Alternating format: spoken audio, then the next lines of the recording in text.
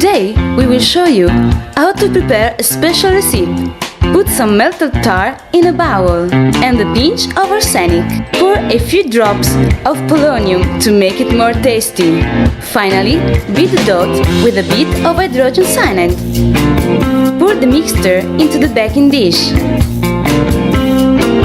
and sprinkle the wall with plenty of nicotine. Finally, put the baking dish in the preheated oven.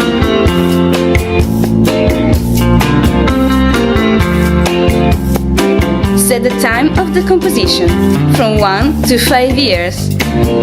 It's now ready to be taken out of the oven. And this is our special dish, off and discarded.